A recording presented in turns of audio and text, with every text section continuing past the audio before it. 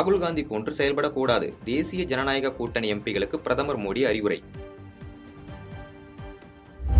மோடியின் உலகில் உண்மைக்கு இடமில்லை. எதிர்க்கட்சித் தலைவர் ராகுல் காந்தி.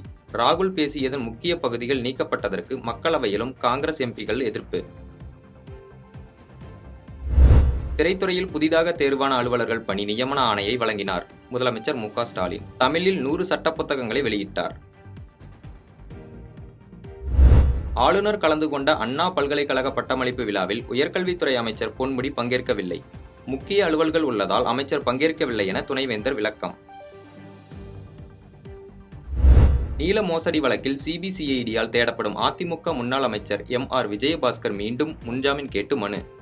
உடல்நலம் பாதிக்கப்பட்ட தந்தையை கவனித்துக் கொள்ள வேண்டியுள்ளதாக விளக்கம்.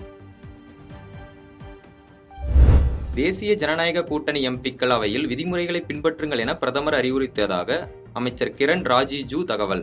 மக்கள் பிரச்சனைகளை திறம்பட எழுப்ப வேண்டும் என்று பிரதமர் கூறியிருப்பதாக பேட்டி.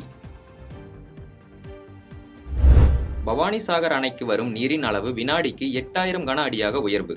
மேற்கு தொடர்ச்சி மலைப்பகுதிகளில் பெய்து வரும் கனமழையால் நீர்வரத்து அதிகரிப்பு.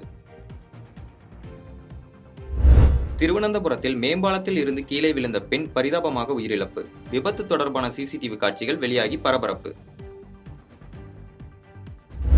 பிஎஸ்என்எல் தொலைத்தொடர்பு நிறுவனம் கட்டணம் குறைப்புடன் புதிய திட்டம் அறிமுகம். ஜியோ, ஏர்டெல், வோடாபோன் நிறுவனங்கள் உயர்த்தியுள்ள நிலையில் வாடிக்கையாளர்களை கவரும் வகையில் பிஎஸ்என்எல் திட்டம். பாதகம் செய்பவரை கண்டால் நாம் பயங்கொள்ளலாகாது பாப்பா. மோதி மிதித்து விடு பாப்பா, அவர் முகத்தில் உமிழ்ந்து விடு பாப்பா. அண்மை செய்திகளை உடனுக்குடன் தெரிந்து கொள்ள இணைந்திருங்கள் இயம்நாடு தொலைக்காட்சியுடன்.